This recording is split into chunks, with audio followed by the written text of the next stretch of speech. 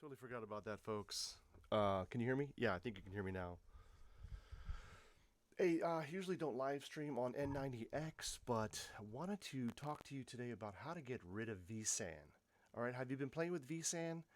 That is the virtualized storage for vSphere. vSphere, I guess, starting with 5.5 maybe, definitely 6.0, and now up to 6.7. We have the ability to virtualize storage and spread it across your cluster using vSAN. And it appears to be a pretty amazing technology. Okay, theoretically, it seems pretty awesome. I have tried to deploy it now 3 times. Okay, and I just want to talk to you about the problems that I ran into and then how I eventually kind of resolved it. So the first time I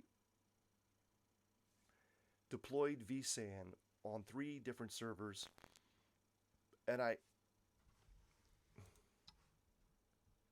keyframes not being what?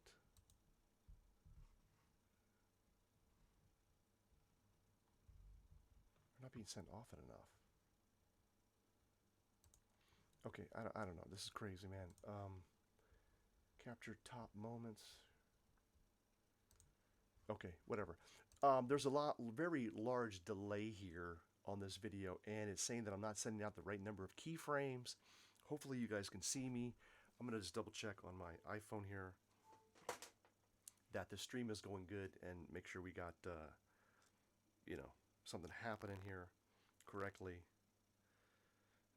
I'm pretty sure the keyframe issue is not an issue. Show me my live stream. As I'm looking for that, the first deployment of vSAN was across 3 servers. It was a pure flash, so both the caching drive and the capacity drive were SSDs. They were 180 gigs each, and the cluster initially was, I called it lab cluster. There were 6 hosts in it, but of course I'm only using 3 of them for the vSAN, and I kept getting errors saying communication error. The vSAN cannot connect to all of the. Yeah, it's looking good. It's looking good over here. So it was saying that the vSAN is having trouble communicating with other hosts in the cluster, which is true because I wasn't trying to run all 6 servers at the same time. I didn't need to. I just wanted to run. I had added some extra servers to the cluster just for fun. Okay, but I only needed 3 to do the day-to-day lab stuff that I'm working on. Okay, so I believe that was the initial problem, was that I should have created a new cluster and then moved those 3 servers into a vSAN cluster, and that may have solved that issue. But the first problem that I ran into was, okay, so it's not working. I deleted the disk groups. I deleted the dedicated networking. The VX, the vSAN VX, I deleted that. And then I turned off vSAN at the cluster level, but yet the hosts continued to think they were part of a vSAN cluster, and I couldn't move them out into a new cluster, right? Because I figured, okay, now I will create a new vSAN cluster, move those hosts over. Now, hey, let me know if this happened to you. If this is something that you've been through. You comment down below. But I couldn't get them out. Okay, so that was a huge problem, and I contacted 2 of my instructors who, by the way, I am VSP, vSphere certified professional. Took the exam, took the 5-day course, passed the exam, and we did cover vSAN a little bit. But of course, you're in a lab environment. Everything's virtualized, everything's miniaturized, and it's not real world. But having said that, it was a good course, and it will help you pass the exam.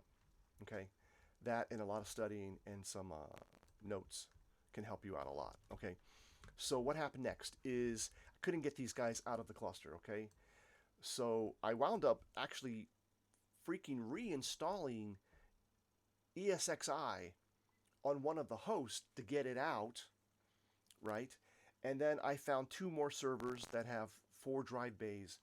And I said, okay, this is a cool idea. These are older servers. Let me run vSAN on them and just add them to this new cluster with this new host that I created because I deleted the previous host and reinstalled ESXi 6.7 on that one. Now, that looked promising, right? Because now I had 3 servers in a cluster, each with 2 SSDs, one for flash, one for caching, one for capacity. They all saw each other. And I had the storage, everything looked good, but one of the hosts suddenly popped up saying that the disks were bad. I couldn't believe it because the 2 new servers that I brought in with the 4 drive bays, they're identical. One of them's working perfectly fine, the other one's not working at all. So I didn't know what the heck was going on, okay? Okay, I'm going to not bury the lead here. You guys want to know how to get out. This is what you got to do. You got to SSH into your host and type in ESX CLI vSAN cluster leave, and that will get your host out of that vSAN cluster.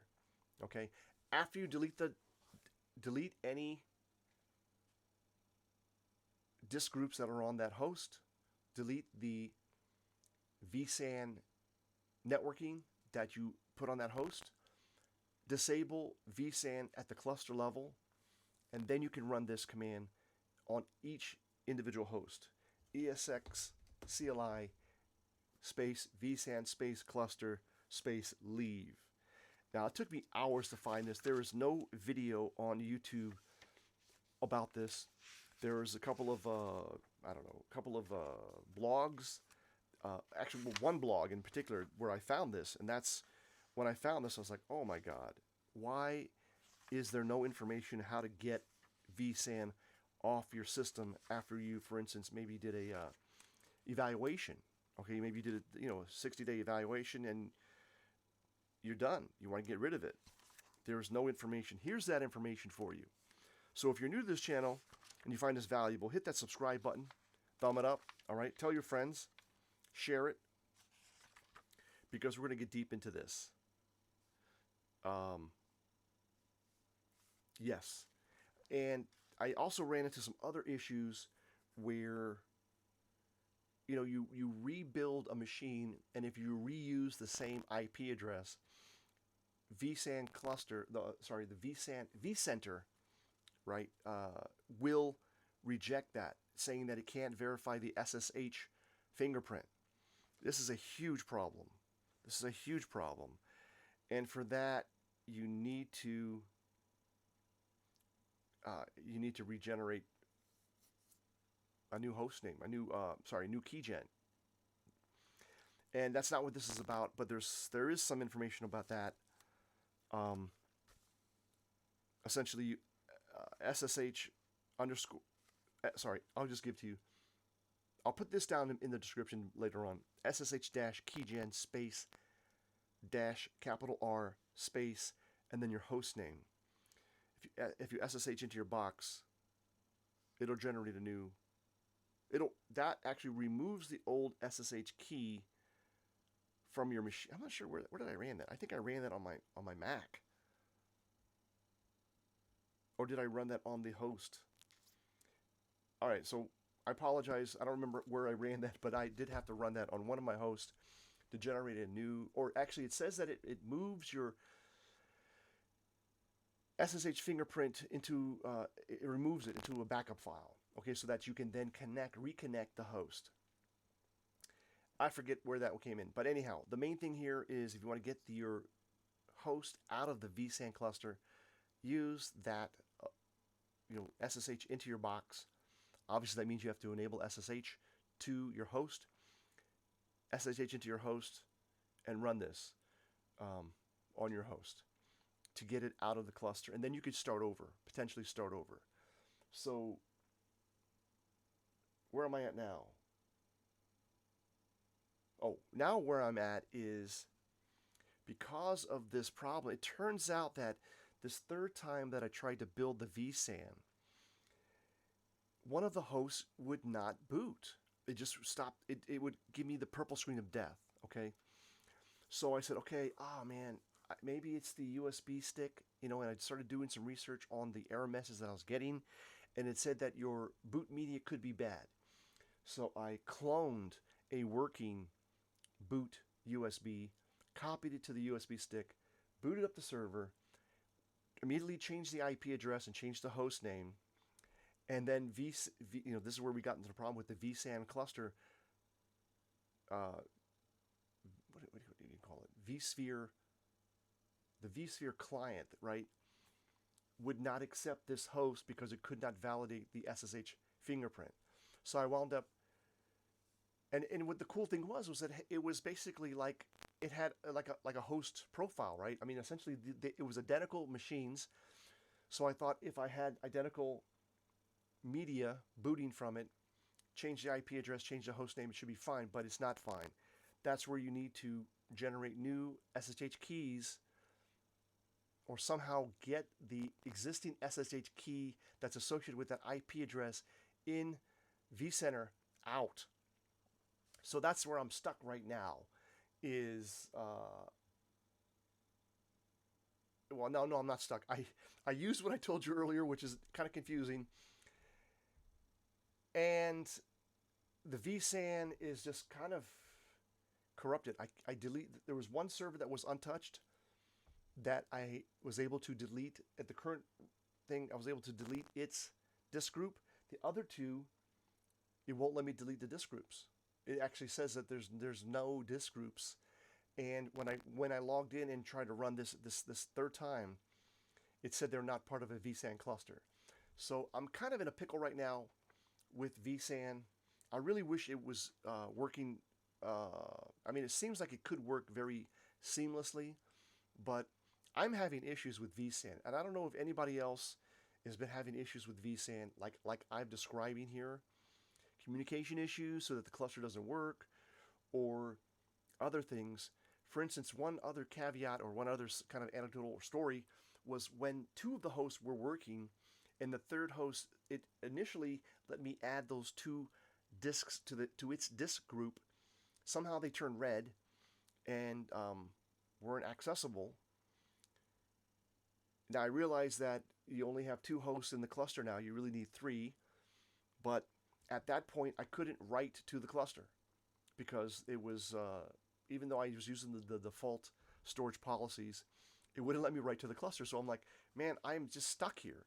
I have access to my external iSCSI storage. I wanted to just, as a test, move a virtual machine over, or even create a file, even create a folder. It wouldn't let me do anything on the vSAN storage. So it was very frustrating. Very frustrating situation with that. So, I had two different instructors that taught the 5-day course. I contacted both of them. They didn't know about this, all right? They didn't know about this. And they didn't know how to, even the first time when I said, hey, I'm having these communication problems,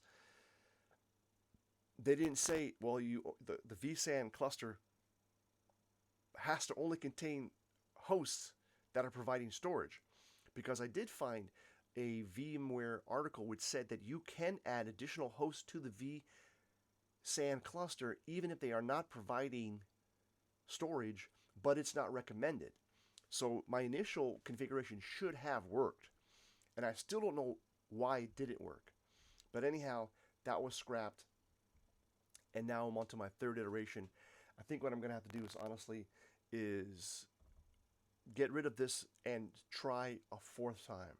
Just one last time, I'll try, and I'll let you know how that goes, and hopefully I'll be able to do a video on that. But just to recap, if you want to get rid of vSAN from your cluster, or vSAN off of it, first thing you need to do is delete the disk groups, okay? Delete each individual disk group that's in your cluster, then delete each individual networking, the vSAN networking, or the network, the network kernel, the VX network kernel that's dedicated to vSAN, you need to delete that. Then at the cluster level, you can turn off vSAN, and then finally, you can run this command on each host if they're not removed from the vSAN cluster. Run this command, SSH into each host, run this command and it takes it took like, you know, maybe 10-12 seconds after you hit enter, because you're waiting, like what's going on? Just hold it, and then suddenly it says boom, the host has been removed from the cluster. So I really hope this has been helpful. I know I've been a little bit rambling. It's not been a perfect live stream. This has not been, I didn't script this out. If you want to support this channel, finally, you can go to iTunes or Amazon and get my book, which you see over there, over there, over there. Understanding the NetScaler SDX. The subtitle is How I Built My Own SDX Clone and How You Can Too. So check that out if you're interested. And I'll see you on the next video. Take care.